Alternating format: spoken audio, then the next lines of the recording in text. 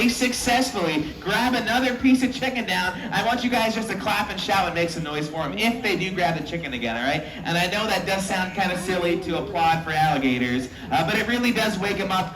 We've been feeding them this way for years, so every time they bite down on chicken, they hear that clapping noise, and as we go on with the show, the gators on the other side of the lake, they hear our clapping, and they'll come realize we're feeding out food and participate in the show as well. So we'll get ready to send another piece out there, and we'll see. We'll get another good jump. We'll hold it extra high, this one, and we'll see if one of these alligators can put on a show for us. Now, we do have a couple crocodiles right underneath the chicken as well. That smaller crocodile directly under the drumstick, that is Queso. She's a Morlet's crocodile, and she's actually full grown at only 5 feet long. The Morlet's crocodile is one of the smaller species of crocodilian. They're found in Mexico and Belize. And again, she is pretty much full grown. There she goes, lifting her head up. She's going to try to jump. And there goes Clyde, our West African crocodile. Yeah, he is an excellent jumper. And we do have a mix of alligators and crocodiles out here. All right, we're getting ready to send another piece of chicken out there. Hopefully we'll get some real nice high jump on this next one. All right, and they're actually being a lot better than I thought. I expected just an alligator swimming show today, but they are actually eating. I have to give it up to the sun today. Although the air temperature is very cold, a lot of them all day have just been laying out in the sun and pretty much waiting for this moment. In order to have the energy to eat this evening, they have to be charging their batteries essentially all day by laying up in the sun. That's what cold-blooded animals have to do. Now, I know it seems like one piece of chicken, that does not feed an alligator, but you are wrong. It is plenty of food for them, okay? They don't need to eat every single day like you and I. We are warm-blooded. We burn our energy just by existing. They only burn their energy when they're actively moving around, swimming, looking for mates, looking for territory or food. That's when they burn their energy, okay? Just by swimming around or floating in the same spot, they're not really going to burn any energy. So they can make a meal last them an extremely long time. In the wild, adult alligators might eat 1 or 2 meals a month, and a very large alligator could fast themselves for over a year at a time with no food, and they'll be just fine. A good attempt right there. And let's see, we've got West African crocodile Clyde lining back up for it, and he's going up and he's going down. And a good attempt there, though. You'll notice they do miss a lot. That's because of the position of their eyes. Yes, we are flying through this chicken right now. So, yes, oftentimes they will miss the chicken, and that's because of the position of their eyes. Their eyes sit on the side of their face, so they have that great peripheral vision. That side-to-side lunging is very accurate, but in front of those eyes, in front of that head, is a blind spot. When they line up for the chicken, they're getting ready to jump for it, they actually cannot see it. They're really relying on their sense of smell during this process in order to accurately be able to grab the food. All right, and this has been fun, but I'm going to go out there and do some hand feeding with them. Well, I'm going to try to. They have pleasantly surprised me so far throughout the show. So hopefully they will keep that same kind of enthusiasm as I enter here. Now, we're going to be feeding them some Croc Chow. This stuff is dehydrated meat, chicken, bugs, pork, fish, all that stuff that alligators like, dehydrated into a pellet. So it's very nutritious for them, and we'll see if any of them are willing to come take a piece of food from me. All right. Now, we do make a feeding call. You may have heard us using this call before the show started to try to get some of the alligators over to this side of the lake. All right, this is what the call sounds like. Now, I'll get a little closer to the water and I'll make this noise, and if any alligators decide to approach when they hear this noise, that means they want a piece of food. That means they're hungry. So we'll see. Right now, they're just kind of looking at me like I'm crazy because it's a little cold out here. But this big guy, this is Puff. Come on up here, Puff. And if he picks his head up nice and calmly and approaches me, then we'll give him a piece of food. Here he is, and we'll toss that right down the hatch. Good boy, Puff. So they do learn their names, and I'm not just making up his name. We do see this alligator pretty much every show. He's a regular over here. So he comes over to this area a lot, and because of that, we have started to recognize him. Here comes Thor. Thor is one of my favorite alligators. Come on up here, Thor. Puff, don't you fight with him, okay? You stay on your side here. There we go. Okay, Thor, come on up here. We want to get one a little closer to the glass, so we're going to try. Come on up here, Thor. So Thor is actually missing his left eye. His eyeball is completely gone. He does not have a left eye, so he cannot see me on that side of his face. So we do have to keep our hand signal on his good eye. That way he sees exactly where I'm asking him to go. If I disappear to this side, he gets kind of lost. He's like, wait, what the heck is going on? And then we get back in his good eye. There we go. So he was brought to us missing that eye, probably fighting with another alligator. That's most likely the case. The males often will try to kill each other in the wild. So he's came up all the way this far. We'll see if he'll open his mouth for us, and we'll toss a piece. Oh, we dropped that one. I'm not grabbing it. Kid, go ahead. Not a chance. Come on up here, Thor. He doesn't open his mouth very wide. There we go. He's going to toss that right down the hatch. So not having that left eye affects him a little bit, but not really that much, especially not in a setting where we're going to be hand feeding him. So he'll just crunch that thing up for the flavor, and they do have more taste buds on their tongue than you and I do. So they have foods they like, foods they dislike. They have favorites and stuff that they will not touch. Some of the alligators, if you throw this pellet in their mouth, they will literally spit it out and look at you like, where's my piece of chicken at? But Thor is not one of those, and we must have another good attempt. It looks like a shish kebab out there. And Peter strung up a bunch of pieces of smaller chicken there to try to entice him. I think it's working. Warthog, that big alligator right underneath the chicken, about to launch up, and a miss. You can see they don't work together. They're just going to shove and bite each other out of the way and try to be the first one to get to that food. And we're going to get a great jump. That is a perfectly placed piece, nice and high. Hopefully they will commit and exert that full energy. When they're jumping, they're using their tail. Yes! Look at that jump. That was excellent.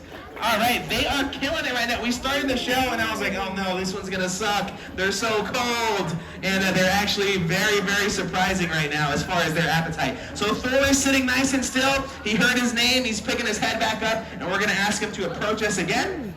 And we'll give Thor another piece. You got to open a little wider than that, buddy. You didn't even get it yet. You're just eating a bug or something. Okay, come on up here, Thor. Open up a little wider. We don't know why he only cracks his mouth open. It could have been the same injury that caused him to lose that eye fighting with another alligator, but these animals have such strong jaw pressure that it doesn't take much to do damage to each other. So they bite down with 2,000 to 3,000 pounds of crushing force per square inch. That is the strongest bite ever measured in the animal kingdom. They can bite harder than hippos, than lions and tigers. You name it, alligators can bite harder than them. All their jaw muscle is right in their neck. That pouch right there, a lot of people think that pouch is just extra fat storage on the neck. That is not the case at all. This animal has no extra fat on him. He's a perfectly lean alligator. That big pouch around his neck, that is his jaw muscle right there. Their jaw muscle is so big, it doesn't even fit inside their own skull. All right, and when we're training with these animals, this is exactly the reaction we're looking for. He's sitting nice and calm, and when he does approach, he's not trying to rush me or lunge at me. He's simply opening up his head or opening up his mouth and slowly walking forward and not trying to bite me, okay? When he acts good this way, we're going to reward him with some food. We give him a piece of food when we see things that we like. Then he remembers, oh, I didn't try to kill that guy today, and I got all the food I wanted. But when I chased him and tried to bite his hands, he didn't feed me that day. So that's basically how you train them. If they do try to attack or chase or whatever the case may be, you simply don't reward them with a piece of food, okay? This is only positive reinforcement. Now, if they're bad, we can't punish them. We can't whack them with a stick or say, bad boy, put him in his kennel. There's no negative reinforcements with alligators or crocodiles. You simply ignore the fact that he just tried to kill you, and you reset that behavior, and you reward things that you like to see. So him sitting nice and calm right here, pretty much ignoring me, slowly starting to approach and open his mouth, no surprises there. We're going to reward him with another piece of food right down the hatch. Okay, Thor, now we don't want to give you too many pieces, buddy. If we fill his stomach up with food, tonight's going to get into the 50s, and it won't really digest. It'll sit in there, and instead of processing, it'll kind of rot in there, make him regurgitate, throw up, and get sick. So we'll cut Thor off, but he is a really awesome alligator. Let's give Thor a little round of applause, because he did so good for us. He's a really awesome guy. All these bumps, these big spikes along his back, all of these are bone plates. These bone plates work as armor because the males, during the breeding season in the summer, they seek each other out, other male alligators, to try to kill them. They want to be the dominant animal in the lake here. So they do get into territorial disputes quite a bit. Because of that, oh, good attempt there. Because of that, they have to have all those bone plates right under the skin to work as pretty much armor. All right, that's going to help them from fatally wounding each other just from a simple bite because they do, again, bite down so hard. All right, we've got another piece of chicken hanging out over the water there. And let's see, little Queso is still at it. That little 5-foot crocodile, she will go head-to-head with animals that are 2 and 3 times her size. She is fearless. All right, let's see. Peter's telling me that the alligator longjaws down there is lining up. He thinks he's going to be the one to grab it. We'll see. And we've also got Jeremiah, one of our best jumping alligators down there. So by seeing them every day, we'll notice, oh, this one has taller eyes. This one has a wider head. This one has more yellow on him. And we'll be able to tell them apart.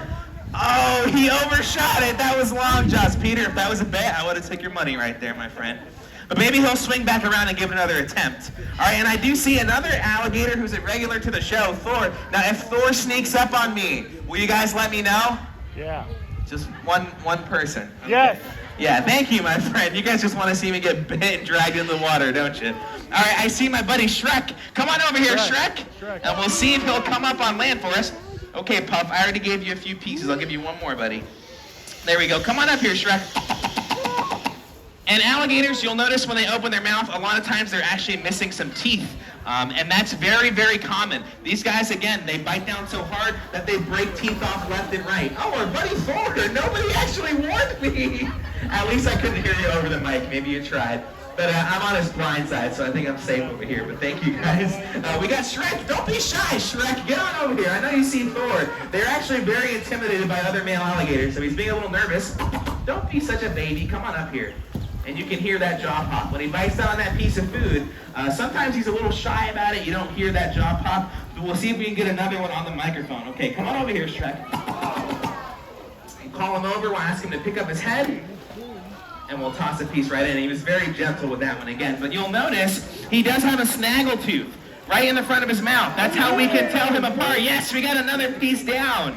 All right, and we've got one more piece of chicken. Peter has let me know that we are on our final piece. Now, on our last piece, we do like to talk about something very important, okay? That's feeding wild alligators. If you feed an alligator in the wild, you are teaching them to swim right up to people and expect food, okay? In Florida, once they lose their fear of us from being fed by the public, they're deemed a threat, and the state will send a trapper to kill them on the spot. If you feed them, they will lose their life for this in the long run. So please, never feed a wild alligator, okay? And we're on our last piece. Shrek is being a little shy. He doesn't really want to come up any higher than this. But you can see all the teeth inside of his mouth there. Maybe some of you can't. They do have 80 teeth in the mouth at any time, and they can break them off left and right. If he loses a tooth, a couple weeks later, a new one grows right back in its place, and through his lifetime, which can be anywhere from 80 to 100 years, he can go through over 5,000 teeth, constantly breaking and regrowing them. It's a never-ending process. Come on up here, Shrek. He's a little shy right now. I think he saw Thor up here and he's being nervous now. But look at little Queso about to do a backflip. We're on our last piece. Hopefully we get a great jump. Here comes Clyde. Oh, bounced it right off the teeth. Clyde missed it. And another great attempt. They are actually doing great right now. Surprisingly, I am cold as heck out here, and these alligators and crocodiles are just killing it right now. Another good jump. The tail really generates all the power with the jump. It's not really the arms and legs. The arms and legs are simply for steering during this process.